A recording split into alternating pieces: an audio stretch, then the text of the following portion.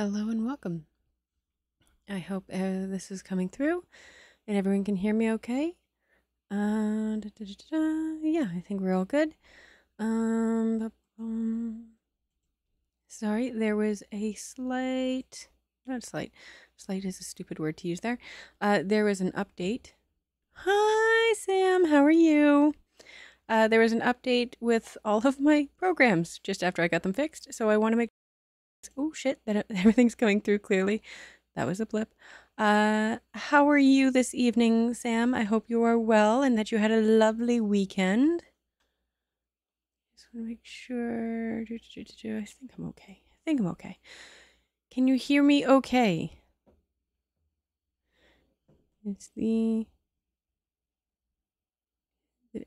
I'm going to turn this music off because it's not what I want. This stream is going to be musicless. I hope that's okay. Good. I'm glad to hear.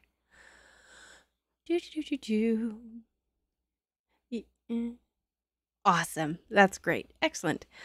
I don't know much what to talk about tonight. We're very sleepy this weekend. We had a very productive, busy weekend. For those of you who don't know, I live up in Canada and I have a cottage up in slightly upper Canada.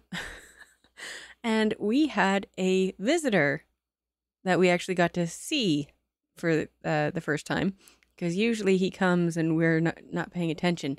And this time we got a visitor and we saw him and I got video of it and it's on my Twitter. Great big ass beaver keeps coming and stealing all of our trees. And yes, they're huge. I don't think a lot of people understand quite how ginormous this big rodent is. And of course, Yui, I choose you and go get it. And Yui is absolutely passed out. Yui is exhausted. He swam all weekend and I had to be with him, so we're both tired.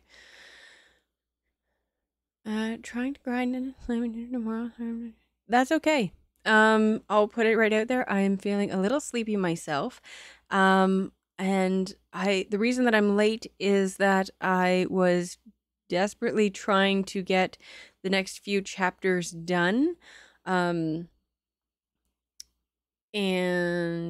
because I completely forgot that I hadn't gotten chapter 19 done. So yeah, so frantically, oh my god, we got home a little bit later, and so I only have chapters 19, 20, and 21 done. And the rest are still slight gibberish. For if you don't know, when I say done, I mean I'm taking the Google translated version of this story and then kind of doing my best with the help of other translations to get it as coherent as possible. It doesn't always work. But yeah, so let me just... I really got to get a slide for that. Oh, I'm sore. We did some gardening this weekend.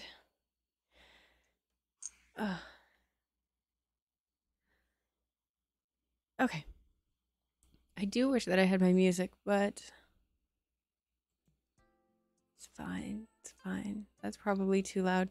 We discovered in trying to get the music to work that even though I can't hear it, it's super loud for you guys if I do it a certain way, the way that I've been doing it. Anyways, yeah, musicless stream. It'll be fine. I haven't heard anything from Ghost, like at all. I don't know if I should be worried or not. It's okay. Alrighty, I'm just gonna go ahead and get started because I want to get as much done as possible. 19 is a very long chapter, and I want to get as much done as possible. So yeah, sit back, relax, and thank you for joining me.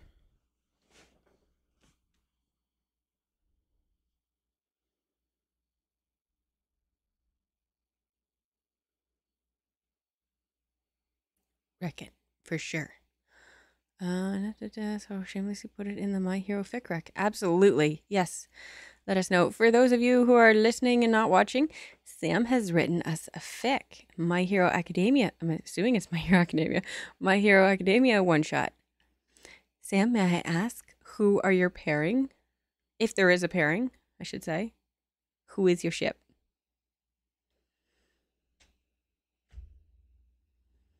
Oh, there it is. Let me have a look here. I love Archive of Our Own. For those of you who don't know, on the Discord, I have a whole bunch of recommends. Let's see. Ooh! Oh, that'd be fun. Oh, that would be fun. For those of you who don't know, I have a whole bunch of rec channels, so recommendation channels. So fanfics, fan art spotlight, content creator recommendations, those kinds of things. As well as Asian dramas and all that. So let me see it right here. Why is it locked? God damn it. I don't know how to do these things, and for some reason, all my things are locked. Oh, let's see. Please label your recs.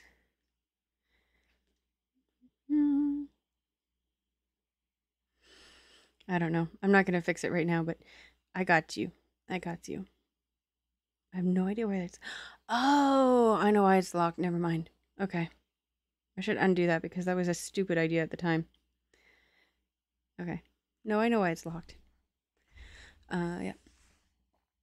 Bakugo and Jiro friendship. That could be disastrous. I don't know who the level-headed one in that would be. That'd be fun. Alrighty. Let's get into her.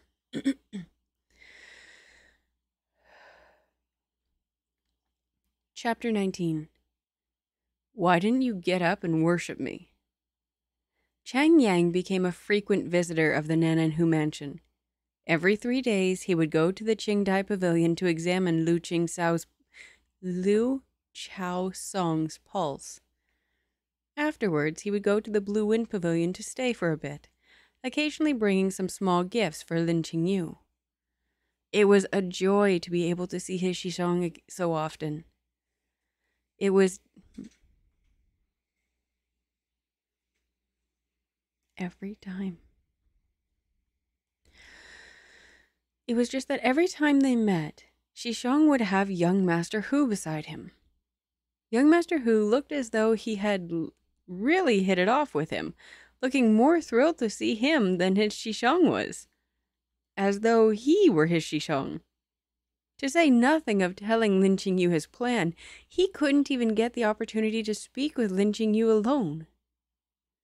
On this day, before Chang Yang came to the Nan'an Hou mansion, he first went to the most popular pastry shop in the capital, queued up for half an hour, and bought 2 boxes of plum cakes that his Shishong loved. He had just stepped through the door of the Blue Wind pavilion, food box in hand, when he heard the clucking of chickens mixed with Lu Wancheng's hearty laughter. Oh my god, I wish Ghosts were here for this.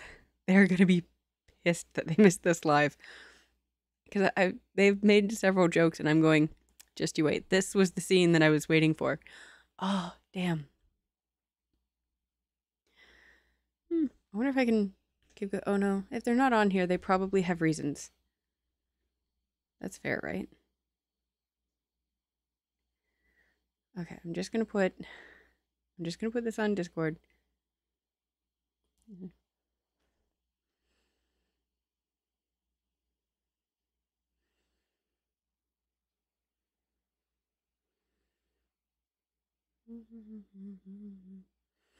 I don't know how to say that without sounding weird.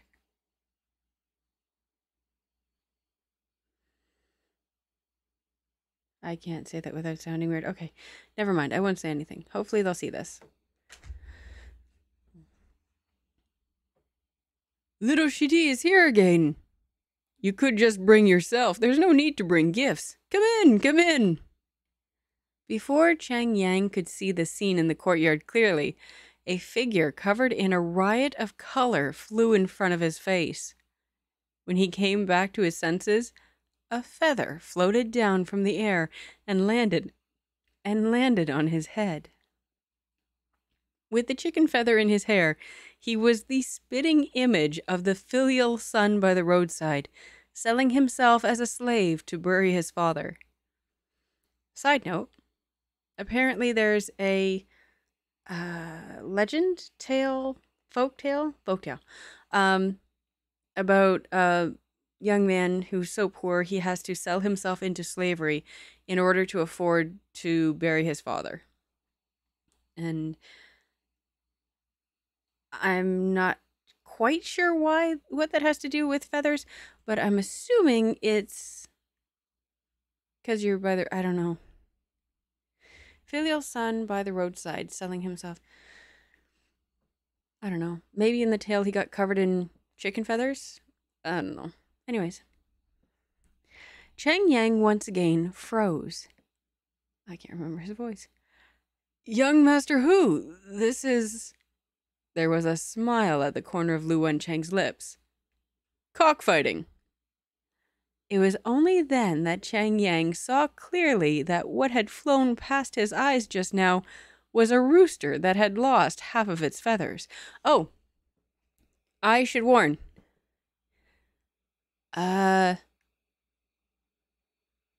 Slight animal... I don't know. It's not slight. Animal abuse, maybe? It goes really quick. I apologize. I don't know how to tag that. It goes quick. I can remember not liking this part when I read it, but it goes quick and it does pertain to the plot, so pardon me. Just now was a rooster that had lost half its feathers, looking ragged and exhausted.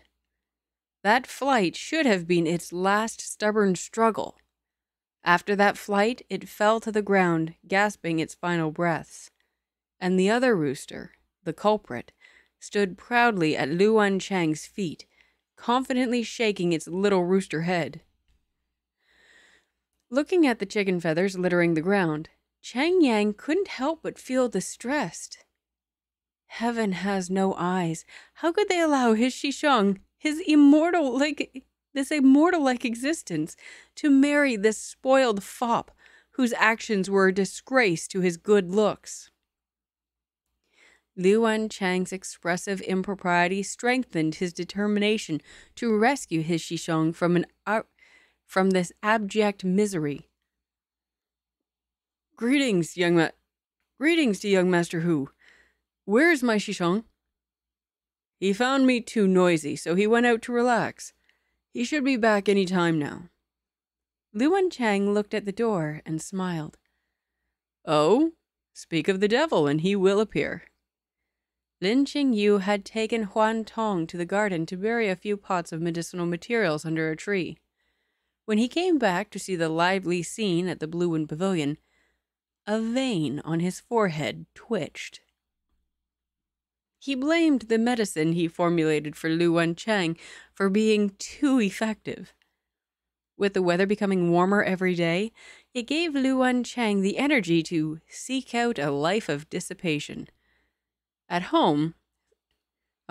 Seek out a life of dissipation at home, throwing the entire Blue Wind Pavilion into turmoil, with chickens flying and dogs jumping. So utter chaos.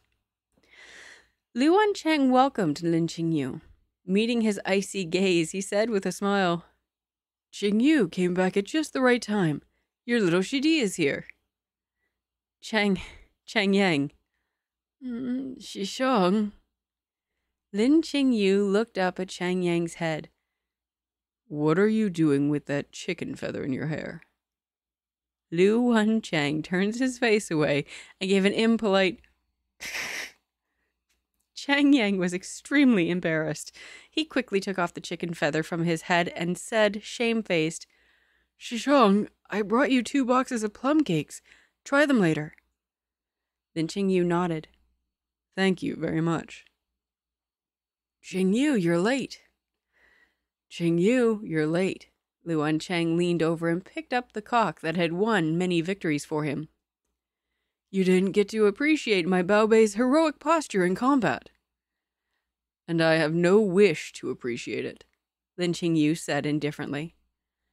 If you have had enough fun, ask someone to clean up the yard. This mess is unbearable, and you're not even embarrassed to let other outsiders see it. Lin Qingyu caught sight of the rooster in Lu Wancheng's arms, and from the corner of his eye, the topic of conversation changed again. Only, this chicken looks a bit familiar. Lu Wancheng. Huh? You recognize it? It seems like I do. Lin Qingyu thought for a while. It looks like the rooster that took your place when we got married. Lu Wancheng said in surprise, You remember even this? I have a highly retentive memory.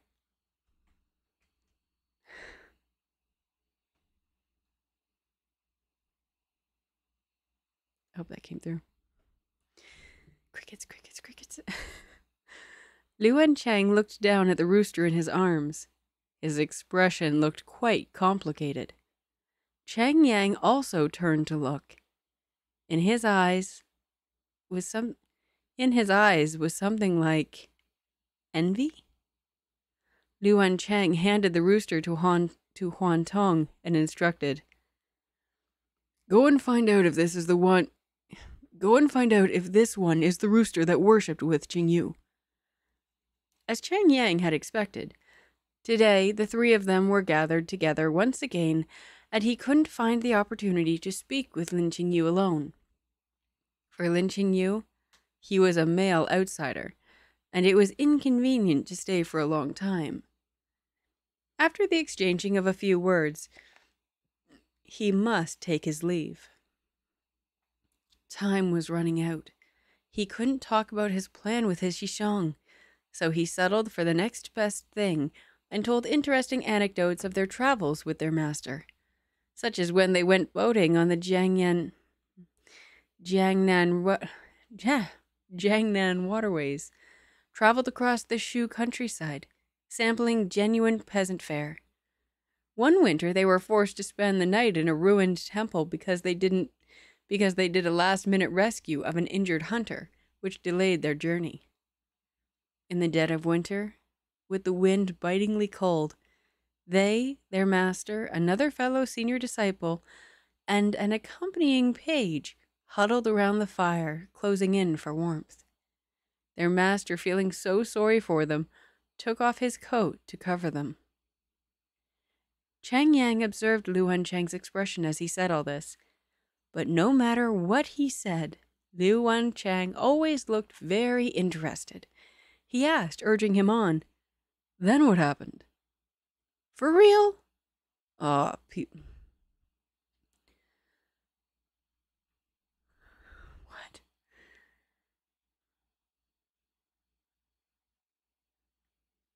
Okay, I think I have an idea for this.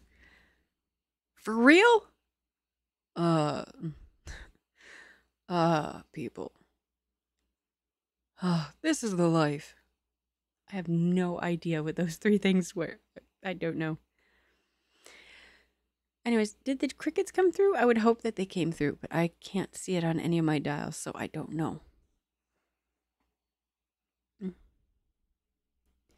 Lin Qingyu couldn't stand it anymore and interrupted Chang Yang. How is Lu Chaosong's condition?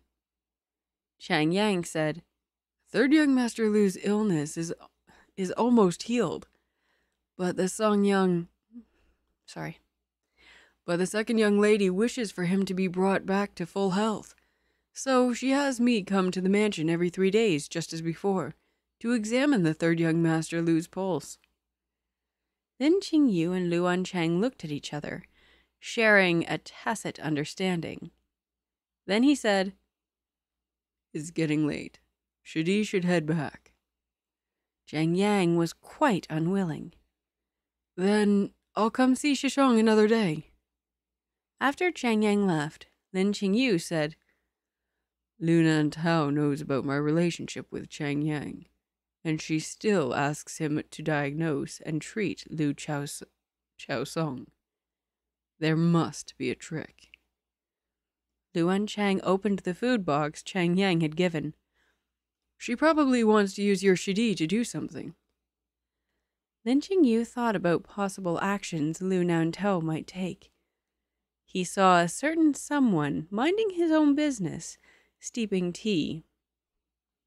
He couldn't help narrowing his eyes and said, "You certainly enjoy eating the cakes my shidi gives me." "Don't be so stingy, Qingyu." Lu Wancheng took a small bite of the plum cake, pairing it with tea. A smile appeared at the corner of his lips. "Before, the treats all those men and women gave me, I shared with my brothers.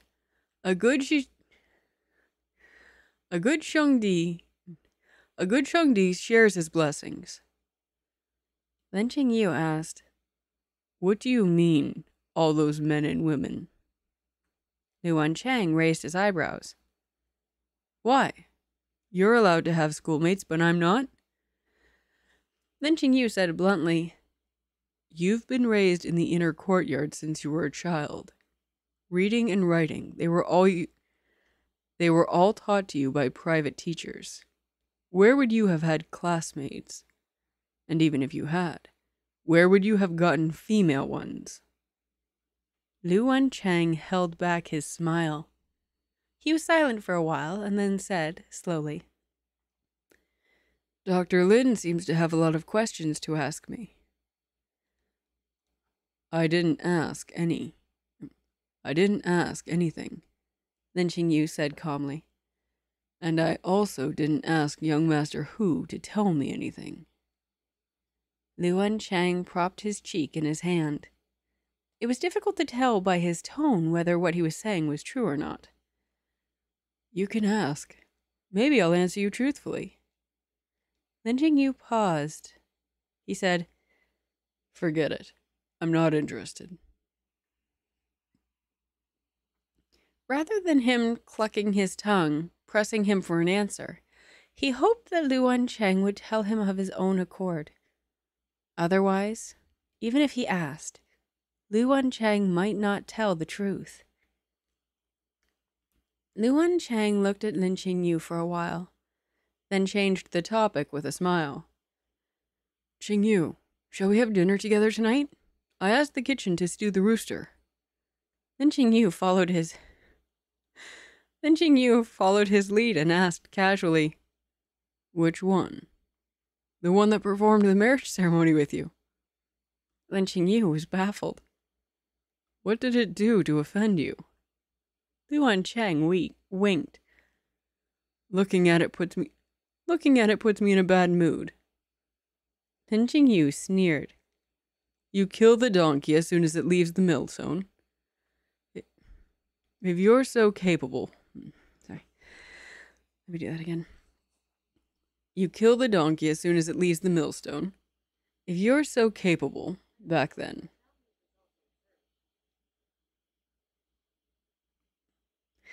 Sorry. I always hate it when G does that. When the Google suddenly starts talking. You can't say the full word because then it starts talking to you and it's really creepy. "If you're so capable back then, why didn't you get up and perform the marriage ceremony with me yourself?" Lu Wancheng. Crickets. "You're blaming me?" Lin Qingyu, the guy was in a coma. You could give him a little bit of a break. "You're blaming me?" "Why don't you get up and do it yourself?" "I was in a coma."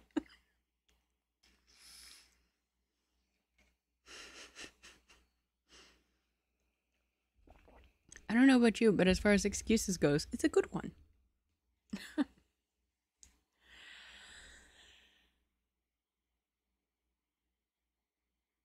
Oh, excuse me.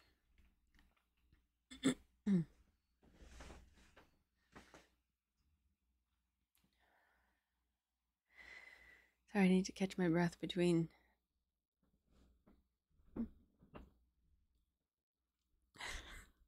So that I'm sure you understood that, but I'll explain it anyway. The you kill the donkey as soon as it leaves the millstone, so you permanently retire, I guess. Um, as soon as their job is done, I guess. I don't know how to. That's right. If that's clear, you kill them as soon as their job's done. He's thinking it's just because he was done with it. No, it's because he's jealous that the rooster got to marry you and he didn't. So puts me in a bad mood. That's so good. Not the killing of the rooster, but him getting jealous of the rooster. That's quite funny.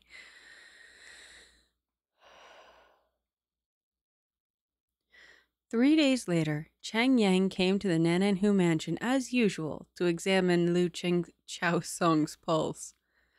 Liu Chaosong was extremely impatient. Not only did he keep urging the doctor to hurry the entire time he was his examination. Try that again. Not only did he keep urging the doctor to hurry the entire time, but when his examination was finished, he immediately left without even asking for the result. Liu Nan'an said apologetically, "Whoa, excuse me."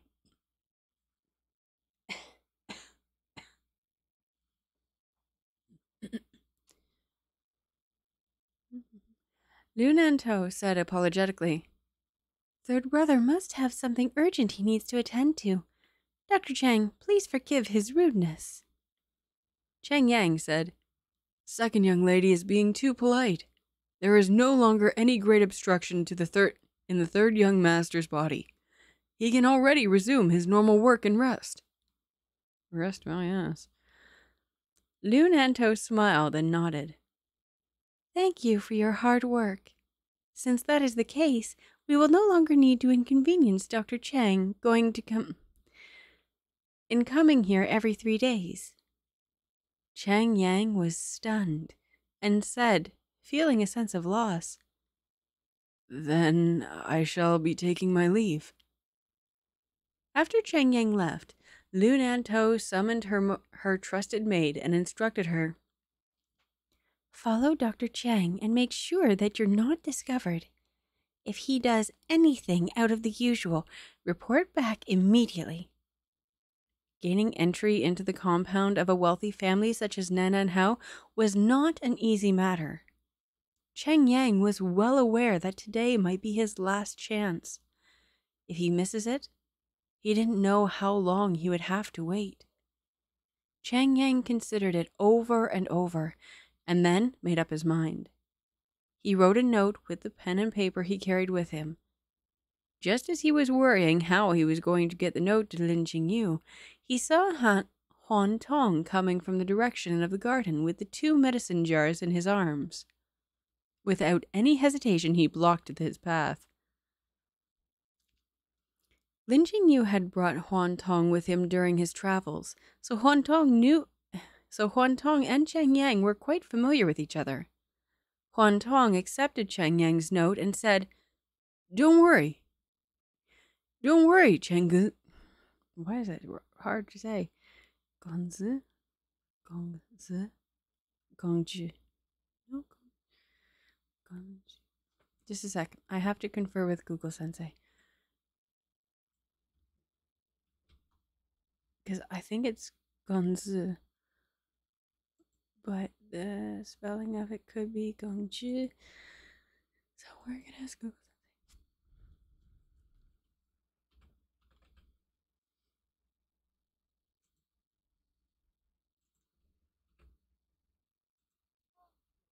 Whoa, that was loud. Sorry, I hope I didn't blow out your eardrums there. May have done. Yeah, I was right. Gongzi. Gongzi. Whenever I hear that word, I always have, oh my god, Wenning. I always have Wenning's voice in my head. He said it so damn often. Okay. Don't worry, Cheng Gengzi. I will definitely deliver this. Chang Yang warned, Don't let anybody else know about this, especially young Master Hou. Huan Tong hesitated, but agreed. This All right. When Huantong returned to the Blue Wind Pavilion, Lin Qingyu and Lu Wancheng were playing chess against each other by the window. Lu Wancheng had already lost 7 games in a row and was being regarded with disdain by Lin Qingyu, saying that the chickens were better than him. Lu Wancheng pressed down a chess piece and said, "Sorry, excuse me. I learned only a little bit when I was a kid. Being able to play like this is already pretty good, okay?" Lin Qingyu sneered. "How very humble of you." The two of them won't be done for quite some time, and Chang Yang seemed to be in a rush. Huantong leaned in close to Lin Qingyu's ear and whispered quietly, "Master, I have something to tell you." Lin Qingyu frowned and moved away. "If you have something to say, then just say it directly." Huantong glanced at Lu Wancheng and said, feeling awkward, "But—" "Say it." He and Lu Wancheng were already tied to the same boat. There was nothing about the Nan'an Hou mansion that couldn't be said in front of Lu Wancheng. Since the young master said so, Huantong said aloud, "Chang'eng asked me to give you something. Asked me to give something to the young master, and he said that young Master Hou must not find out about it." Lin Qingyu.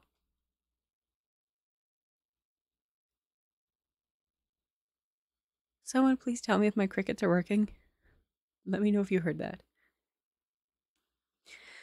Lu Wancheng threw the chess piece on the board and said slowly, "Okay, now I'm a little angry." Putting up an act in front of him, "You didn't hear them. Fuck." Okay, hold on 1 second. I got to get my freaking crickets on.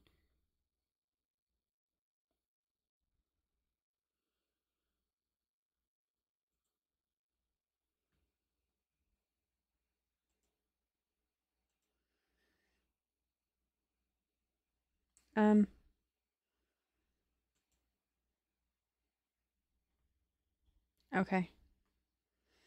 I'm gonna do this.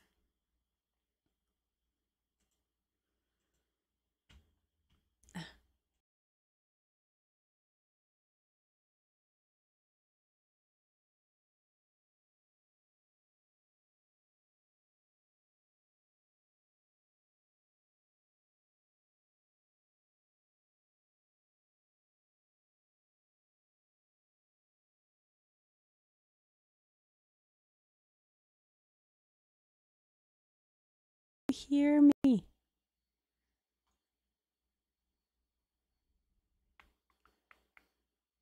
Can you hear me now?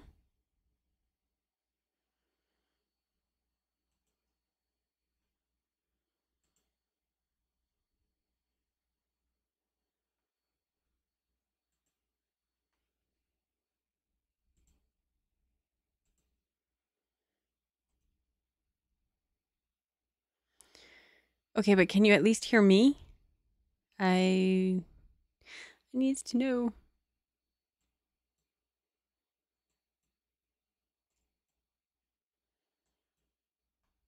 Oh, good. Okay, at least you can hear me. For a second there, all of this went down. So, okay, I'm gonna try the crickets one more time. In 3, 2, 1, cue crickets.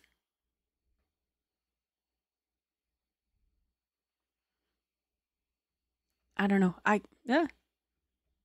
could hear them. I don't know. It said on the audience mix that you could hear. I don't know.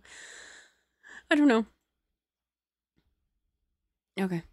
Nope. Sorry. God damn it. Fucking hate this thing. Apologize for my swearing, but I'm mad. All right. Well, crickets then. That makes me so irritated. I'm gonna try one more damn thing, and if it doesn't work, I'm gonna freaking stupid bastard freaking thing. There. Okay. This is the last time, and then we're leaving this. 3, 2, 1. Crickets, go.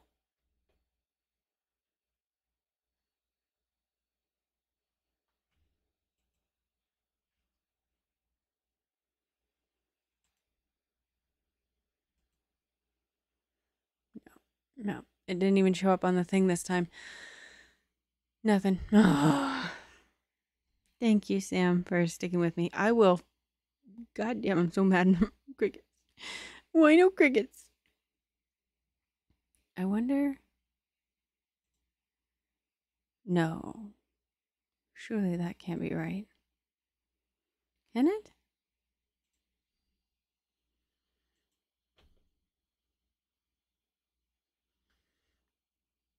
It should be showing up in one of these, and it's just not. Like, very largely not. Alright, well. I lost my crickets. They took them away. Fuck them. I'm mad. Mad, I tell you. I'm upset. I'm so mad.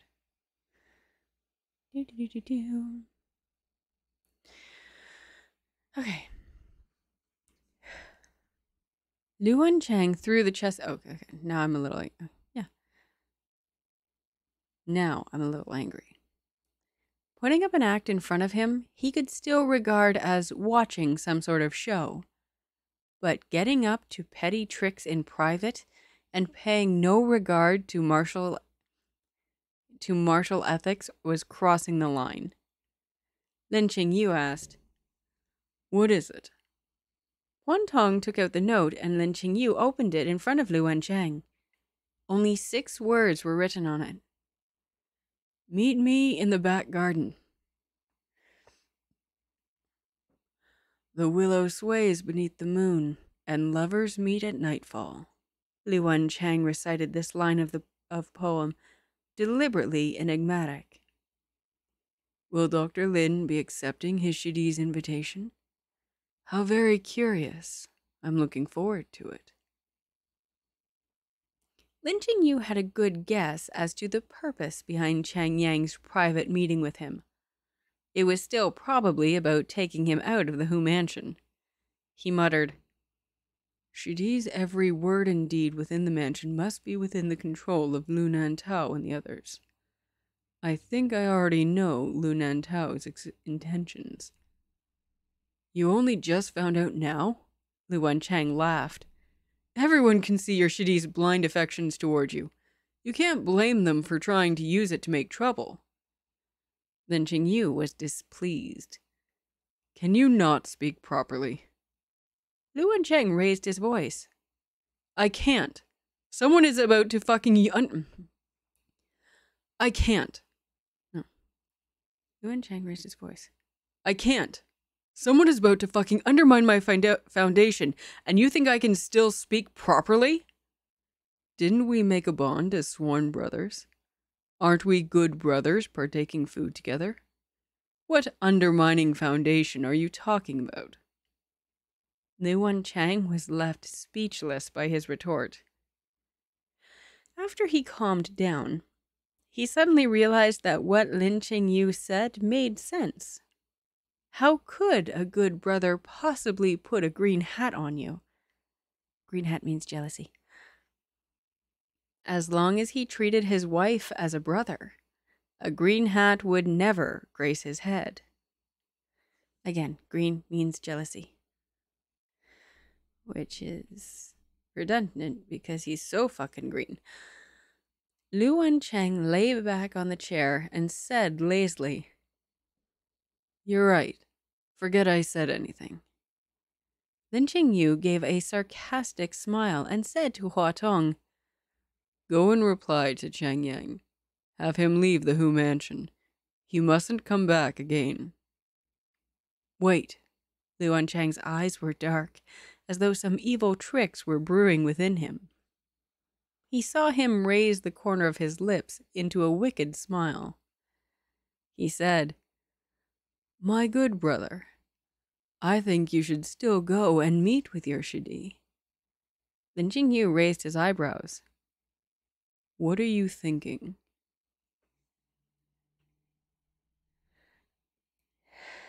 19's a long chapter. Not long after, Huan Tong and Hua Lu left the Blue Wind Pavilion one after the other. One went to the long-waiting Chang Yang, and the other went to the Sleeping Moon Pavilion, where Pan Yanang was. Huan Tong found Cheng Yang and told him that the young master had read his letter.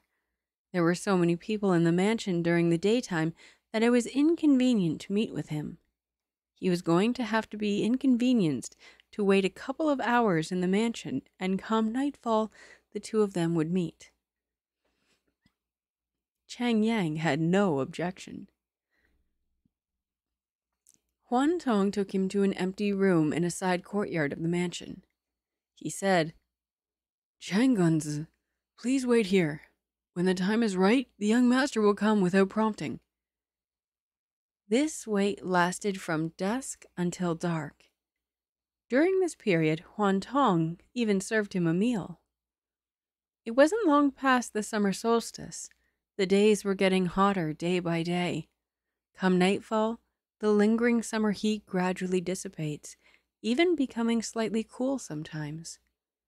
In this moment, if one had a beautiful woman by his side to take a stroll through the garden to appreciate the lotus under the moonlight and listen to the sound of cries of the frogs, then it would certainly be worthy of this fine moment and beautiful scene.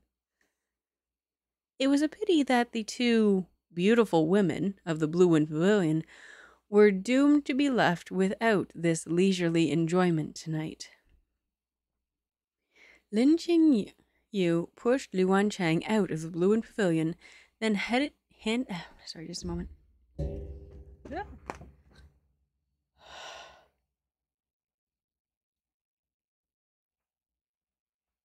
Sorry, baby. Did I wake you?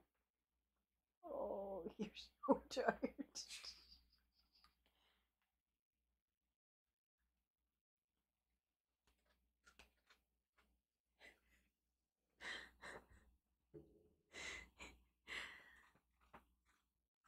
So Yui has actual facial expressions, and I made that ding and that creak of the chair. He rolled over, looked at me. What the fuck is wrong with you?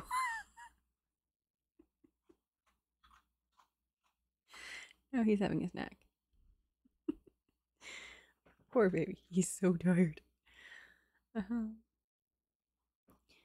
Qingyu pushed Lu Wancheng out of the Blue Wind Pavilion, then handed the wheelchair to Hua Lu. "I'm going." Lu Wancheng nodded. "Go on." Lu Wancheng watched as Lin Qingyu left. He's so fucking cute. He's got a very little mouth, so I love it how he chews. I love my dog. Sorry.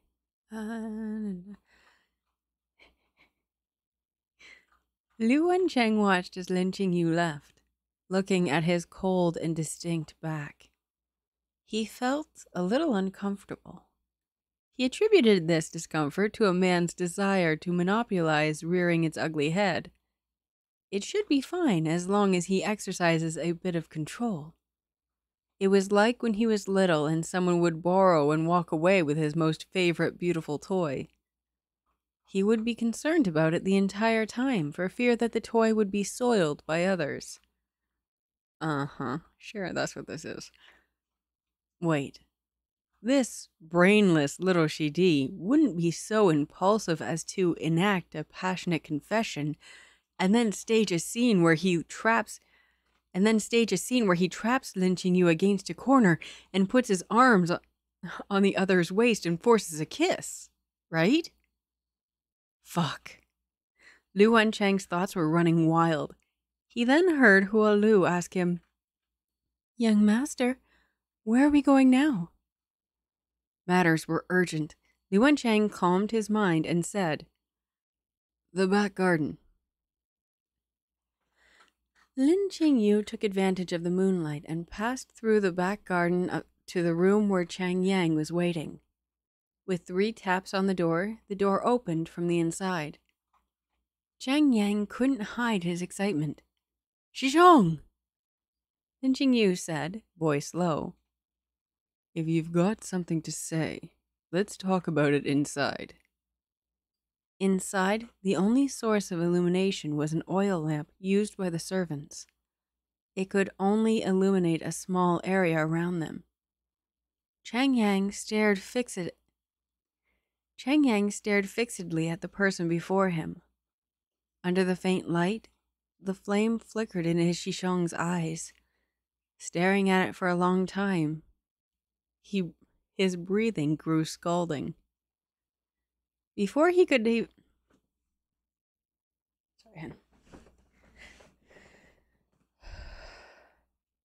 he could have his fill of looking, Lin Qingyu went straight to the point. Talk. Cheng Yang looked at his slightly parted red lips. After being momentarily dazed, he said all in one go, Shishong, come with me. Sure enough. Lin Qingyu sighed lightly and asked calmly, And where would you be taking me? Anywhere. Away from... Sorry, I didn't mean to pause. And where would you take me? Anywhere. Away from the Hou mansion. Away from the capital. Chang Yang's eyes flashed with longing. We can go back to the master. We'll live in the mountains and forests in seclusion with him. Okay? Lin Qingyu pressed the space between his brows and said, My marriage with Wancheng was bestowed by the emperor. Once I'm gone, what would happen to the Lin residence? I've considered this matter too, Chang Yang said. Shishong, do you remember that Master has been trying to create a medicine that can fake death? Lin Qingyu's interest was finally piqued. When he had traveled with his master, they had a chance encounter with a young woman who had hung herself on a branch. After saving the woman, the young woman wept as she told them of her experience. She had been sold as a concubine to the local big shot by her gambler of a father. Every day, she was beaten and insulted. She was even threatened that should she run away, he would take away the lives of her family as recompense. The young woman was left with no choice but to seek death. From then on, the master had the idea to create some sort of medicine that could fake death. Then Qingyu asked, Master succeeded? Chang Yang nodded again and again. Yes, Master named it Wancheng pill. Master named it the Wancheng pill. He also passed the prescription to me. Unfortunately, my skills are not good, and even with a prescription, I can't make it. But I know Shishong surely can. So, you want me to fake my death to escape? Yes. As long as the world thinks that Shishong is dead, they definitely won't trouble the Lin residents. It's a good idea, Lin Qingyu said lightly. But what's the point of being a dead person? Chang Yang said without hesitation, As long as Shishong regains his freedom, he can go do whatever he wants. Isn't that enough? What I want to do. Then Qingyu smiled, as if mocking Chang Yang's naivete.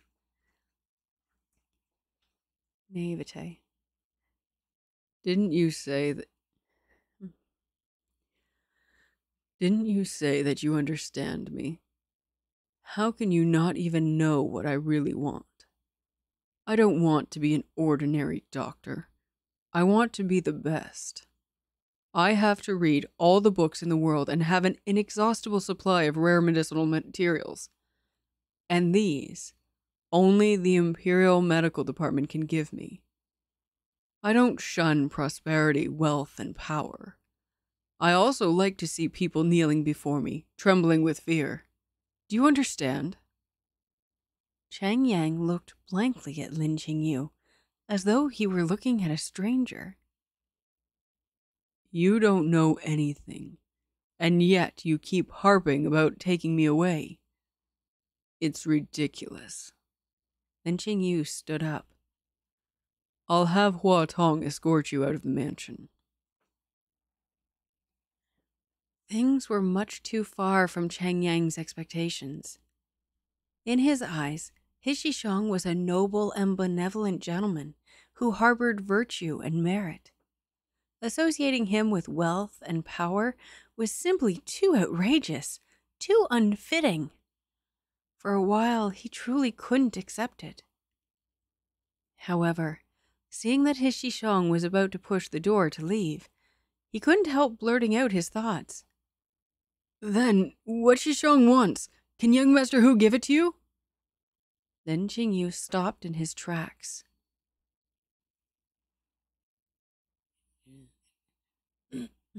"Young Master Hou is not long for this world. Now he's simply muddling along, eating and waiting to die.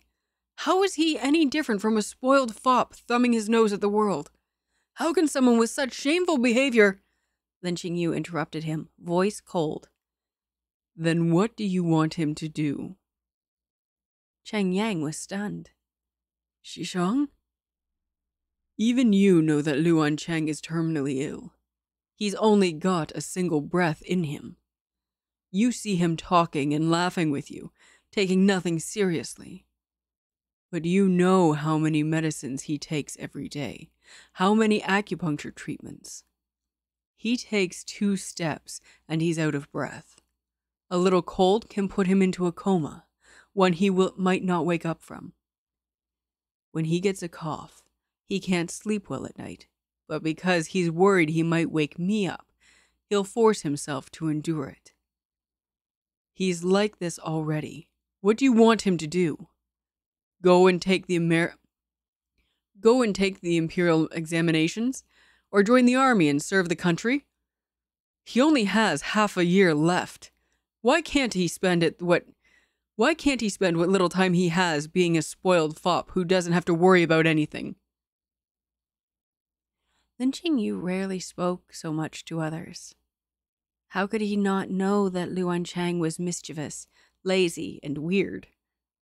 He couldn't understand how Wancheng couldn't take anything seriously, how he couldn't care about anything. He even mocked Wancheng to his face many times before. But this didn't mean that others could look down on Wancheng. After a long silence, Cheng Yang asked in a low voice, "Shishong, do you like him?" Lin Qingyu didn't hesitate. "I'm not gay, and neither is he. My relationship with him, if I have to say..." Lin Qingyu smiled softly. "We are probably bosom friends, forcibly tied by a predestined marriage." "Not gay." Chang Yang smiled wryly. "I see. It's me who has bothered Shishong." Lin Qingyu wanted to say that he wasn't enough to be a bother to him, but seeing Chang Yang's desolate expression, he decided to hold the words back.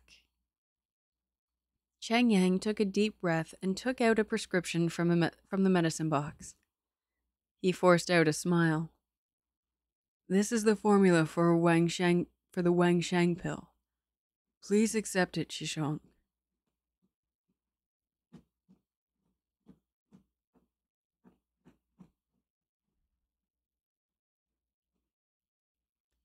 Just a moment, Yuri's fluffing the carpet.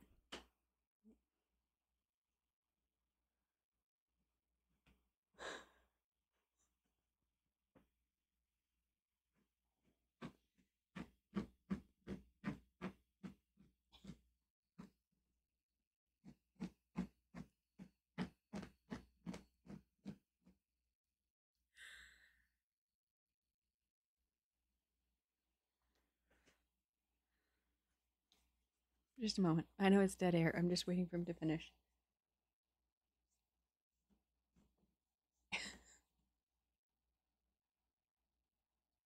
Are you done? Oh, hon. Oh, baby. You're so sleepy. Lie down.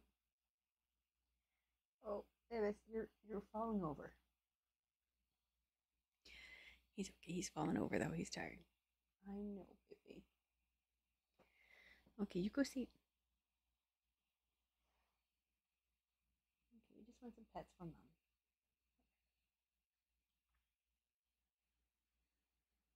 There you go.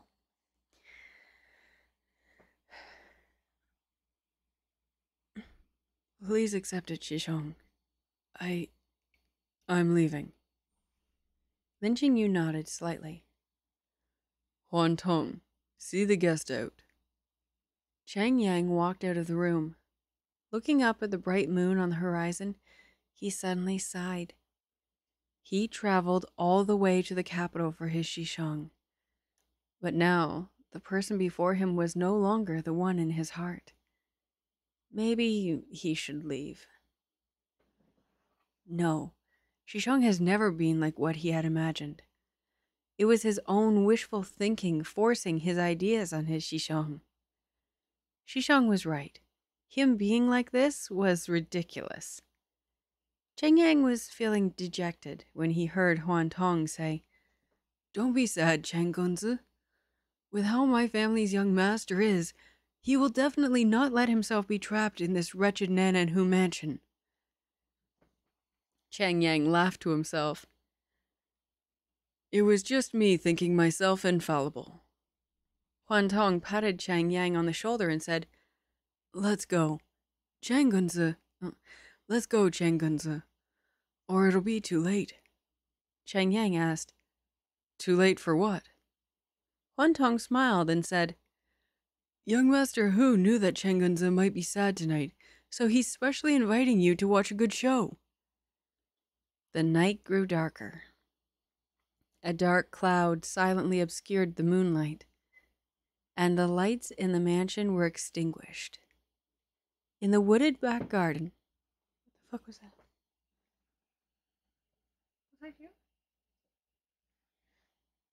What the hell was that? Sorry, whoa. Okay. I thought I heard a big crack suddenly. I have no idea what that was. Whew.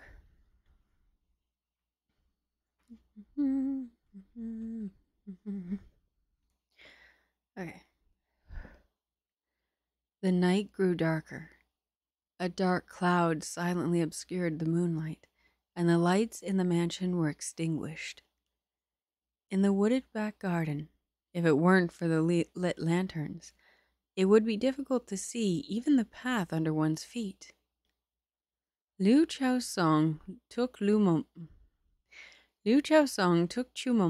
and hid behind a tree, staring at two figures by the pool. He asked, Are you sure it's them? Chumomo said, I can't be mistaken.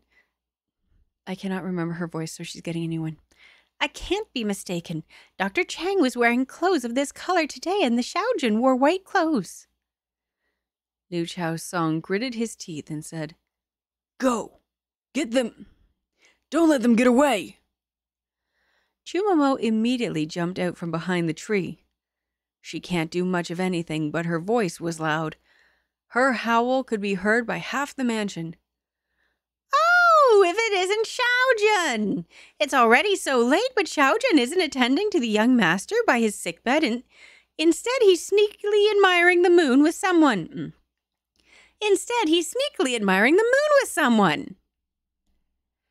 This howl came from out of the blue, and the man in white was startled. He was unsteady on his feet and almost fell into the water. Fortunately, the blue-clothed man beside him immediately caught him and steadied him on his feet. The man in blue shouted sharply, Who said such nonsense? Chumomo's knees instantly went weak when she heard this voice. How could it be Master Hou's voice? Chumomo staggered and wanted to run back, but she was suddenly stopped by Hua Lu, coming out from nowhere. Hua Lu said loudly, Why, Chumomo, why in such a rush? She turned to look behind the tree. Eh? Third young master is also here. Eldest young master is admiring the moon with the master, didn't you see? Liu Chaosong was forced to abort his escape and cursed secretly in his heart. Hua Lu's voice was not as penetrating as Chumomo's, but it was enough for Nan'an Hou to hear. Today he was resting in Sleeping Moon Pavilion, as per usual. Pan Shi attending upon him to change into normal clothes when, seeing the bright moonlight outside, Pan Shi said the lotus flowers in the pond were blooming profusely and asked him if he wanted to take a walk by the pond to enjoy the moon.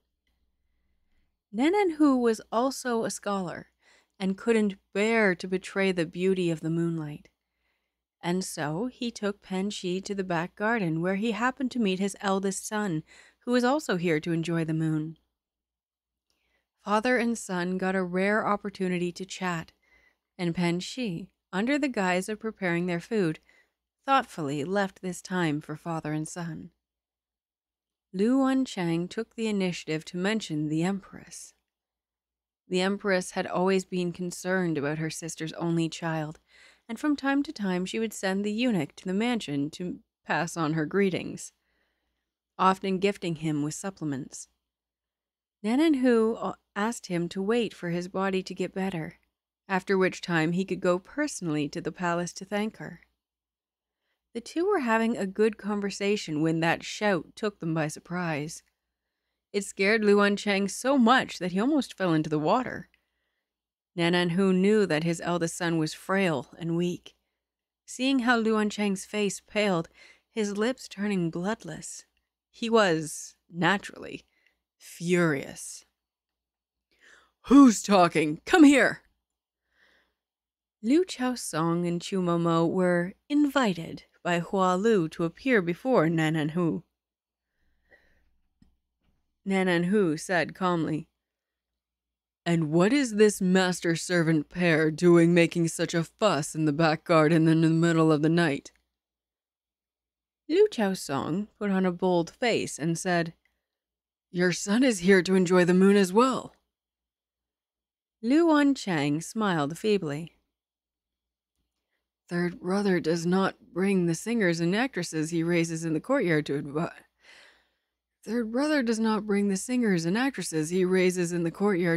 the moon. Instead, he brings Chumomo. What a refined and elegant attitude of mind." Liu Chaosong knew he was in the wrong, so he could only restrain his emotions. Nan'an Hou looked at Chumomo. "What were you yelling just now?" Madame Chu hurriedly said, To answer Master Chu...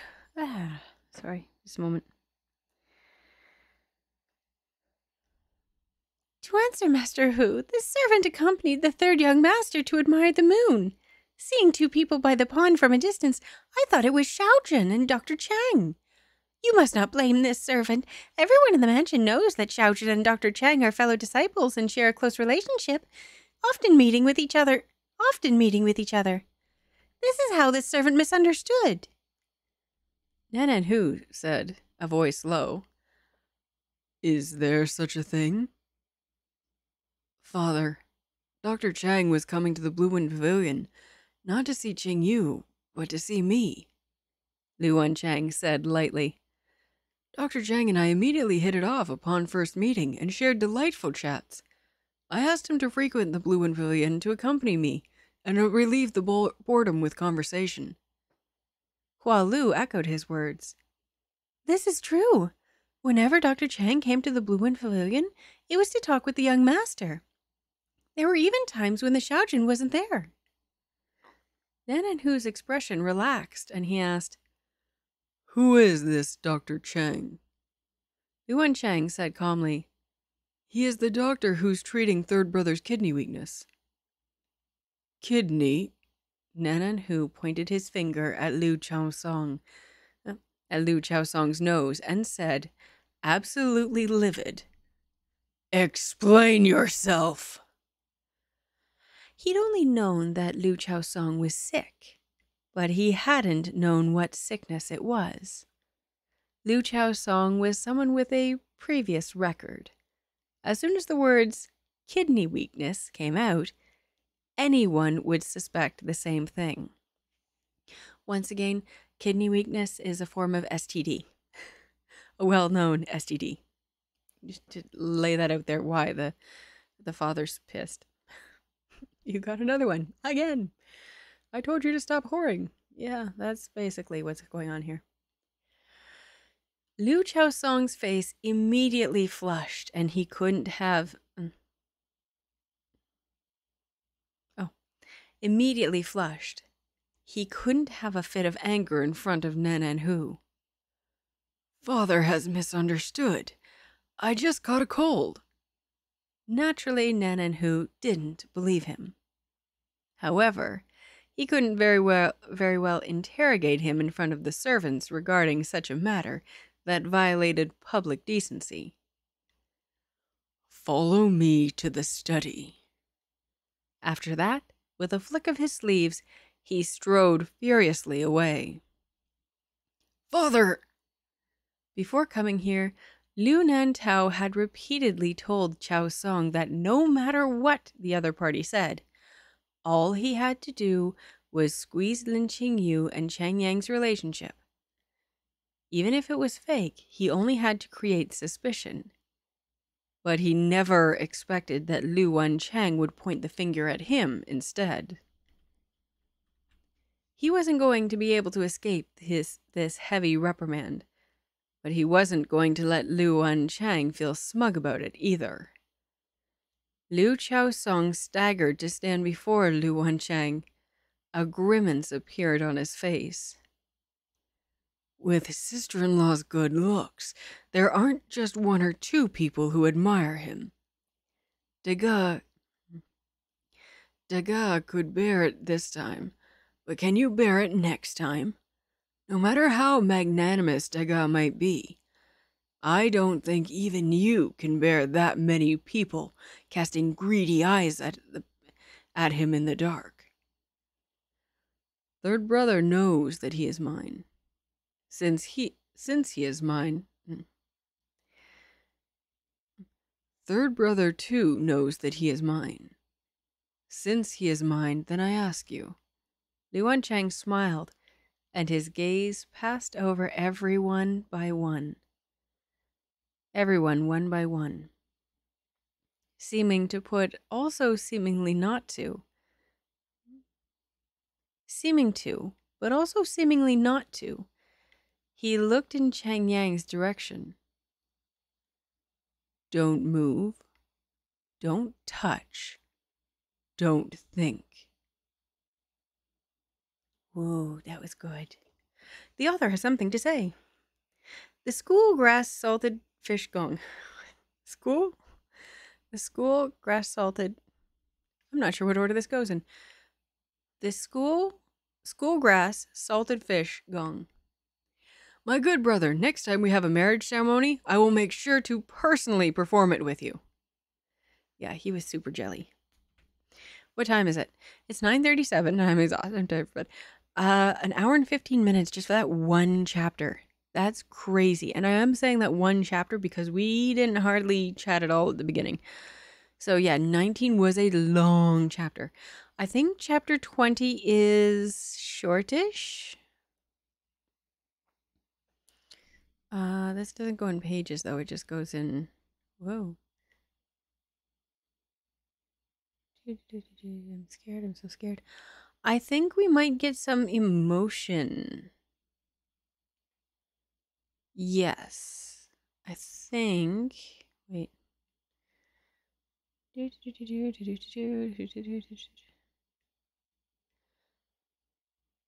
Okay. I think the next chapter, 1 has some emotion to it, but 2 also ends in a bit of a cliffhanger.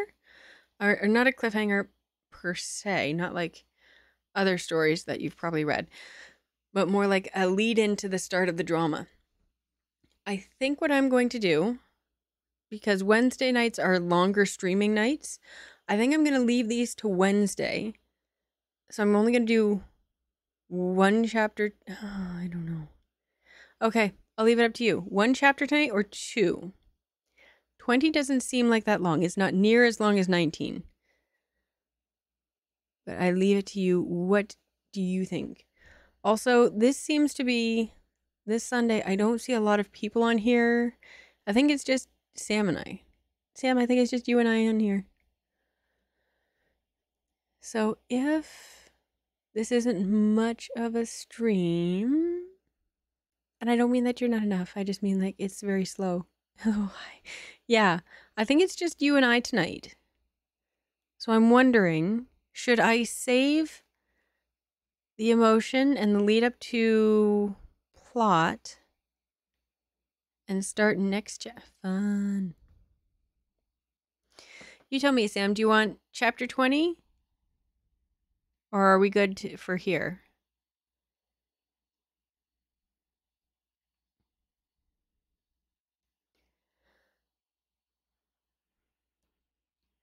I think I'm leaning towards ending it here. I know it's only one chapter, but it was a longish chapter. It was at least an hour of my stuttering.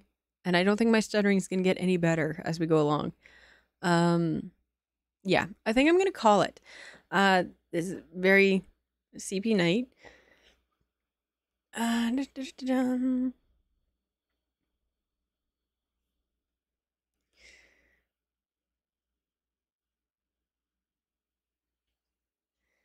Yeah. Because I want to be able to do it justice, and I don't think I can do it justice tonight. Everything is... Save it if you don't mind. Let me see here. Where's my thingy?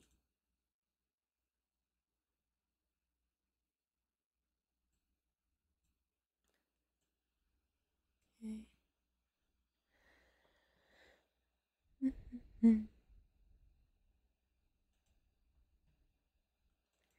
We can check and see what our length is like.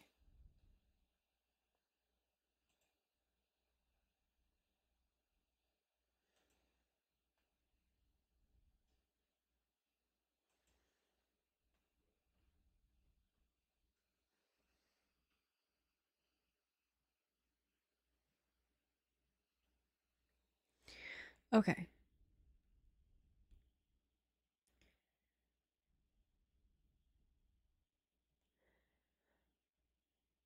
The length is good. Actually, the length is very good. Let me just see here.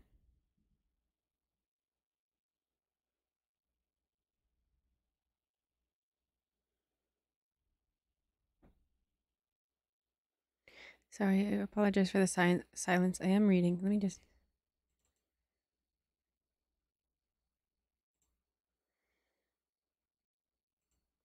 I'm going to put some music on while we're...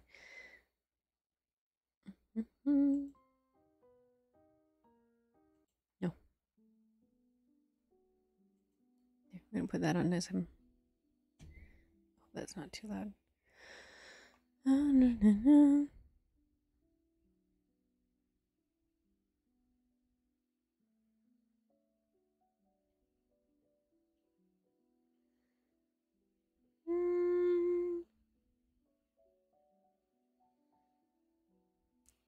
You know what? I might. Let me see here.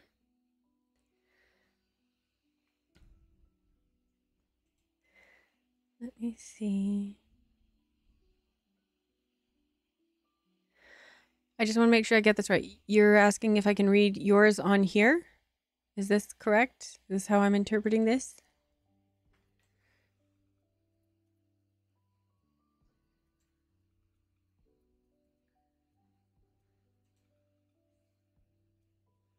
Yes. Okay.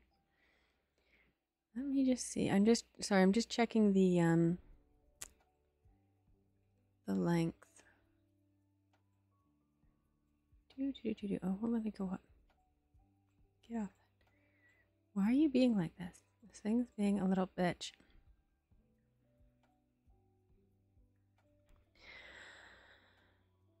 Just slightly worried about the length.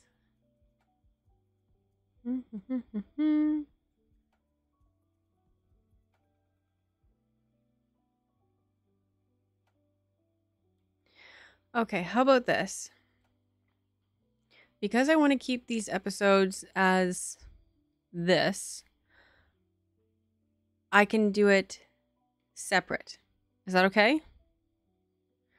No pressure. It would absolutely work. And just because I was reading a little bit of it, looks great, and I would absolutely love to read this. Can we...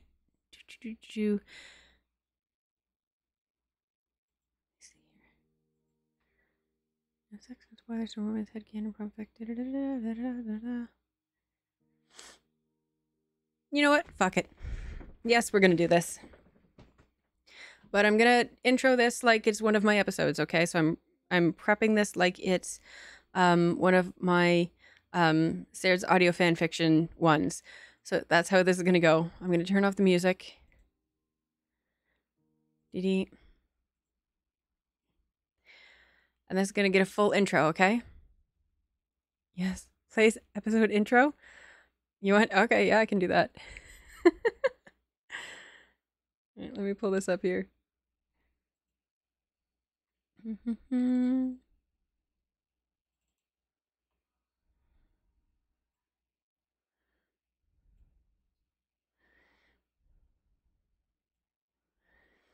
Hello and welcome to Serdd's Audio Fanfictions. I'm Serdd. Thanks for tuning in. In this episode, I will be reading a brand new fic entitled Battle Advice and Study Nights, written by Book Lover for Life. Summary. "You're late," he says immediately. Jiro stands in the doorway clad in a worn band tee, oversized zip-up hoodie that looks to be splattered with bleach, and soft pants, a hole or two peeking through the fabric. "By 5 minutes, Bakugo," she responds, exasperated. "You did call for this to happen right after dinner. I needed to grab my stuff." "Whatever, earphones, just hurry up and get to work," he snaps and turns around back inside his room. Jiro rolls her eyes and enters the room, shutting the door behind her. Friendships can be made through one's desperation and another's animosity. Isn't that interesting? Or, Jiro needs help throwing a punch properly and turns to Violent Happy Bakugo for tips. Rated G for general audiences. Relationships?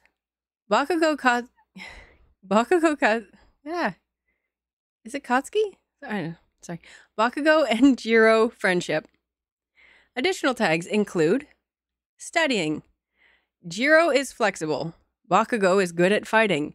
Bakugo sleeps like an old man.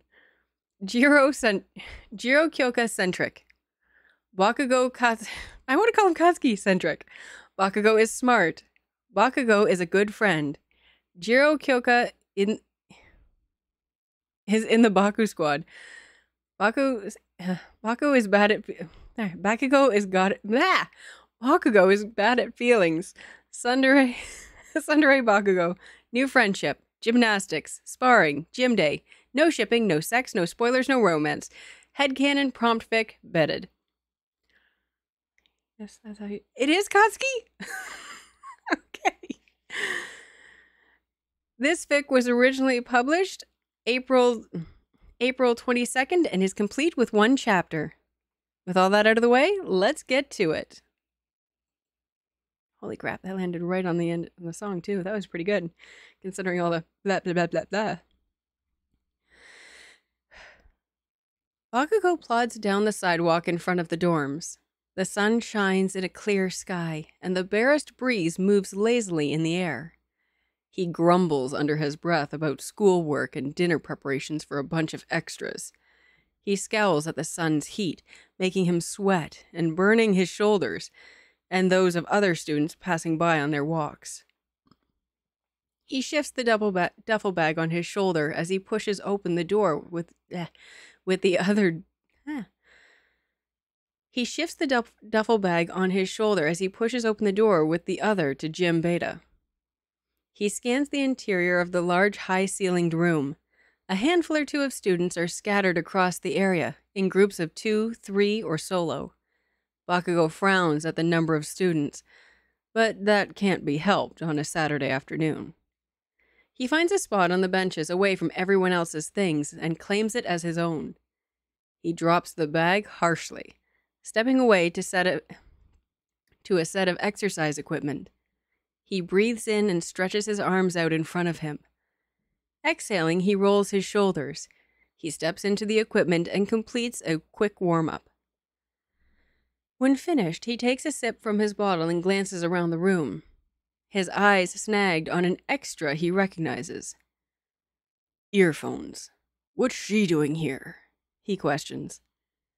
Jiro is over on the mat, lightly bouncing on her toes. She steps through a few combat moves Aizawa-sensei taught her earlier this week. Huh, her form is so weak, he scoffs in his head. She then quickly slips into gymnastic-type movements. Her body twists and bends, constantly flowing and moving from one to the other. Huh, that doesn't look completely stupid. He puts the bottle down and walks to the mat. By then, Jiro had switched back to combat positions. Bakugo goes to the area where the punching bags are and chooses one to start swinging at. Jiro pauses in her movement at the loud smacking of Bakugo going at it on the punching bag.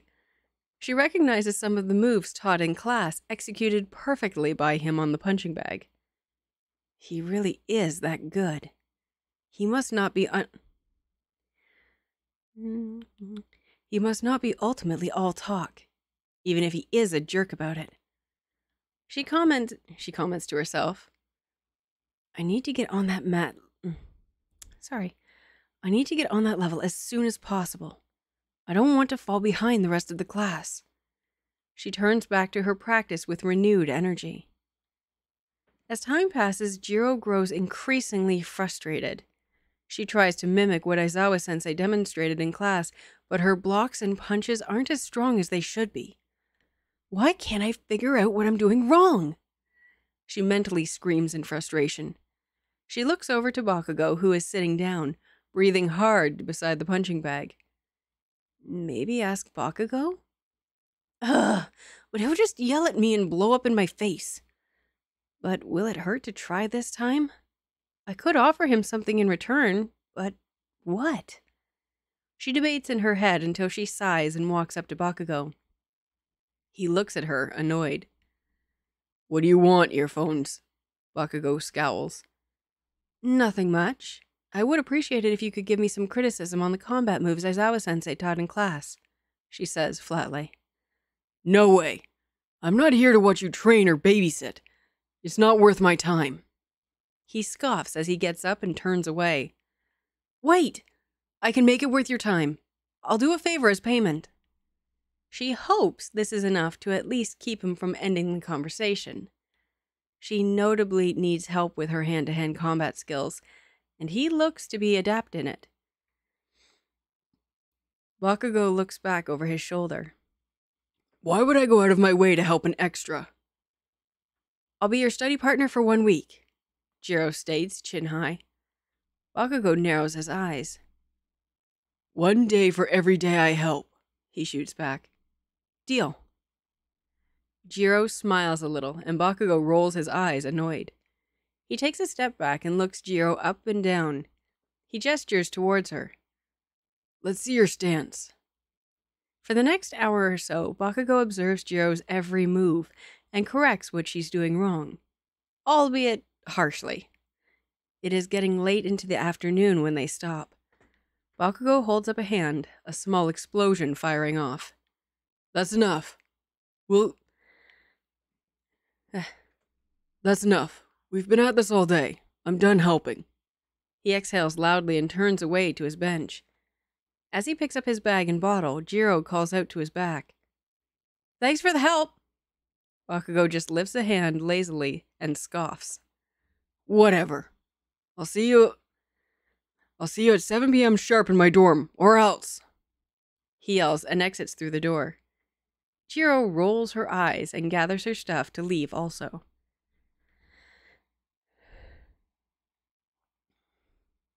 Later that night, Bakugo sits in his dorm room on the floor, leaning back against the side of his bed that is pushed flush against the wall. The lights are dimmed slightly, and a mister softly releases a calming scent into the room from where it's sitting on the desk. Bakugo leans over a low table and writes, almost rhythmically, on one of the many papers spread on the table's surface. Music is playing from the laptop at the edge of the spread of papers. An upbeat instrumental sound bounces around the room. Bakugo's brows pitch slightly in concentration. That is broken by a knock on the door. He glances at his laptop. 1905, reads the bottom left corner. He stands on bare feet. He rubs his hands on his black baggy sweatpants and opens the door, scowling. "You're late," he says immediately. Jiro stands in the doorway clad in a worn band tee, oversized zip-up hoodie that looks to be splattered with bleach, and soft pants, a hole or two peeking through the fabric. "By 5 minutes, Bakugo," she responds, exasperated. "You did call for this to happen right after dinner. I needed to grab my stuff." "Whatever, earphones. Just hurry up and get to work." He snaps and turns around back into his room. Jiro rolls her eyes and enters the room, shutting the door behind her. She takes note of the atmosphere as she and Bakugo settle at the low table. "Not bad. I can work in these conditions." She nods to herself. She takes out her schoolwork and starts writing. As time passes by, the pair sink deeper into their studies. Every once in a while, Jiro would lean over to Bakugo and ask a question. The first few times, Bakugo snaps an answer back. But as it keeps happening, Bakugo realizes the questions she's asking aren't completely idiotic. Not like the ones Raccoon Eyes and Dunceface would ask. "It's not unbearable for her to be here." Interesting. Then, let me redo that. "It's not unbearable for her to be here." Interesting. The night goes on, and they pack up at 20:30. "Thanks for the study session, I guess," Jiro says with a small bow of her head.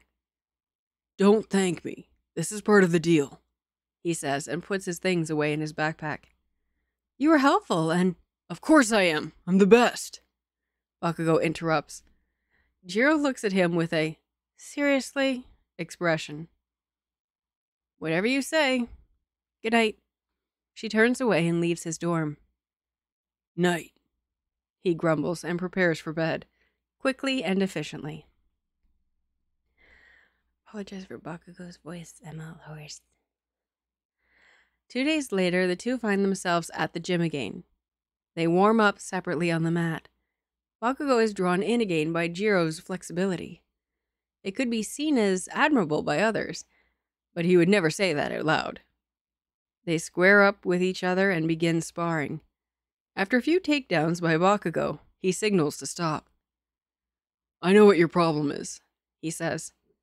"Okay, what is it?" Jiro responds and crosses her arms. "You need to use your flexibility better. Instead of using brute force with muscles you don't have, use the extra momentum your flexibility can give you." "So, instead of pushing through when I make contact, focus my energy on the momentum from my body?" "Yeah. Now come on." He moves his hands in a "come on" gesture. "Fine." Jiro goes at him. This continues, but for a shorter period than their previous session, as it is a school night. They go back to the dorms, eat dinner, and have another study session. This becomes a routine whenever they train. Bakugo would help Jiro with the quirkless combat portion, and they would have a study session that night. A month later, there is a tournament during Heroics class where 1A will be fighting Quirkless as an evaluation for Aizawa-sensei. This will show their progress. The pairs are chosen by Aizawa-sensei, and he lists them off. Jiro finds herself against Shoji. I don't know where Shojiro comes from. Jiro finds herself against Shoji. Bakugo is fighting Kirishima. The matches commence. Each pair faces off one at a time, and Aizawa-sensei takes notes. The winner moves on to the next round. During Bakugo's match, it's obvious to him that Kirishima has been training. Before, he had some experience fighting with the nature of his quirk, but he had the obvious flaw of blocking blows all the time instead of dodging. He has fixed that somewhat. It was a fight Bakugo had to put more effort into than before. But he won. When it came to Jiro's turn, she was nervous. Shoji is the tallest boy in the class, greatly towering over Jiro. Sorry. One moment.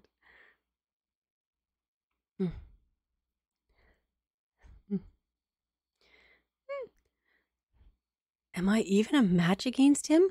He has 3 sets of arms, for crying out loud. She takes a deep breath and gets into her fighting position. They start. At first, she struggles, adjusting to the number of arms and longer reach than Bakugo, but she manages to stand her ground. A short time later, she starts landing more and more hits. She keeps Bakugo's advice in mind and uses it to the best of her ability. Time drags on and Jiro's stamina is waning. Shoji's blows are getting stronger than Bakugo's and wearing her down. Shoji's blows are stronger than Bakugo's and wear her down faster. She can feel herself slow and get more sloppy. All of a sudden, she's on the floor. The world is white and her ears are ringing. Voices float through the lessening ringing. Her body ached, especially her leg. The world clears to reveal the ceiling and 3 faces above her. She blinks and the voices become clear. Jiro, can you hear me? Aizawa says calmly, kneeling beside her. Yeah. Oh my god. Jiro winces as the pain becomes sharper in her leg and head. Shoji stands at her feet, worried and a bit flustered, not knowing what to do. What hurts? What hurts, Jiro? Aizawa continues to calmly ask. My head and my leg, she responds and starts sitting up. Her head pounds harder and her vision blurs slightly. Ugh, that really hurts. Take it easy. You got messed up bad, Bakugo says gruffly on Jiro's other side. You don't need to say that twice, she responds and rubs her temple. Can you stand? Aizawa says and offers a hand. We'll see now, won't we? She takes the hand offered and bends one leg to push up. As she rises, she tilts hard to the left. Bakugo grabs her firmly and rights her. I don't think I can stand straight. God, this sucks. Jiro says as she death grips one of Bakugo's arms, holding her up. Okay, let's get you to Recovery Girl, Aizawa says. Bakugo, please escort her. Sure. He nods with no complaints and starts walking. The rest of the class whispers, worried. Why isn't he complaining? Did you see how fast Bakugo-kun dashed over when Jiro-chan went down? I hope she'll be okay soon. That's right. Why isn't Bakugo complaining about taking me to Recovery Girl? As soon as the thought comes, Jiro stumbles. Hard. When she tries to walk forward... with Bakugo. He studies her again and sighs. You really can't walk straight, can you? Well, I'm sorry. I did only just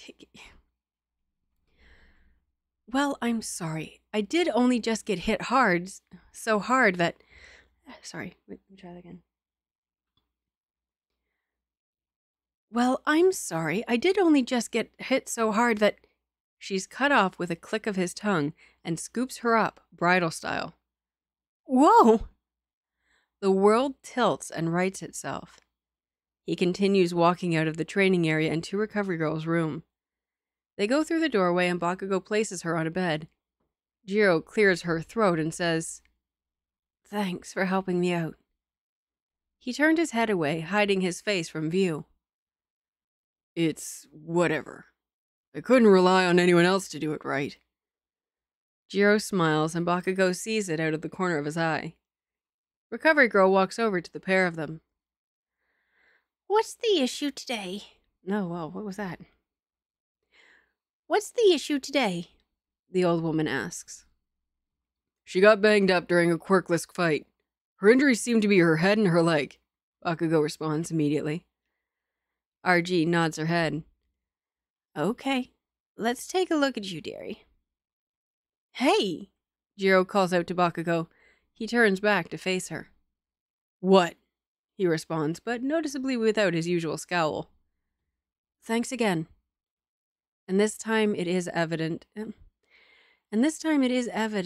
is more about him helping her to get to RG. Sure. You weren't terrible during your fight, he says and leaves. Jiro smiles at what might as well be a compliment from the angry, explosive Bakugo. Pring! Let me find it here.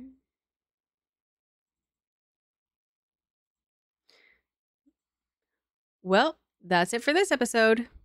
This has been Battle Advice and Study Nights. Written by The Book Lover for Life. Narrated by Serdd. Theme music, Spirited Away. Thank you everyone so much for joining us tonight on The Library. Thank you also to Samurai, for giving us this fun little fic to end our night because we were going to end way too early without it. It was a lot of fun and it was a very good read. I'm going to cut this up so that it will air as its own episode on the YouTube. I will not be doing it tonight. He's going to bed now. But yeah, this was a very cute one. I don't want to make... That's so cool. Thank you so much. I'm so glad you enjoyed it.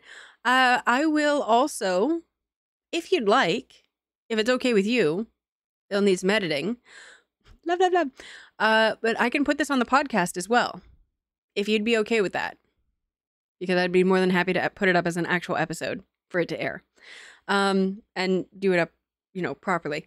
I want to say, though, to anyone watching this, I don't want to make this a precedent, because usually I'm very, very picky about my fics. But it's Sam, so exception, and there's no straight ship, so it's, or no particular ship, so it's okay. Usually with my My Hero Academia, I'm very stingy on my relationships, on my shipping. So I'm not going to lie, when you said, can you read my fic? I'm like, oh, but if it's not one of my ships, I'm not going to do it. But no, this was good. This is very cute. And I apologize for Bakugo's voice. Usually I do it much deeper and much more guttural. But again, I can't. After doing Lin Qingyu's voice so much, he talked a lot this chapter. And Jiro, I can never, she doesn't have enough lines. And okay, and I have to admit to this. The reason I stumbled at that one part where it was Shoji. Do you remember who Shoji is voiced by? I couldn't help myself. He's one of my favorite characters, and I think he's very underrated. But I don't ship him with anyone for reasons. Yes. So, yeah. So thank you so much for putting this forward. I'm so glad you added it in the Discord as well. I will add when this goes up on YouTube, I'll add all the links and I'll cut it up. It'll make it its own thing, so it gets its own episode. And if it's okay with you, I can put the audio up on the actual podcast and it'll get its own episode there. But yeah. Alrighty. I'm going to close this. Yes. I don't know what the picture behind this is. So I don't know if I want to minimize it. I'm going to take... Okay. Okay, let's see what this is. Oh, that's a cute one. But I also don't know if I'm allowed to show that. Where's that? Go back. Okay. Thank you so much for joining me, Sam. Thank you for the super fun little fic. And thank you to whoever is watching this out there at the later date, because it's just us for a late night Sunday stream. I will be back again on Wednesday. Wednesday we will continue with chapter 20. This one and we will go for longer because Wednesdays I can go much longer. You too, have an awesome, amazing night. From Yui and I, we wish you a very good night. And until Wednesday, until next time, happy listening, everyone. Have a good evening.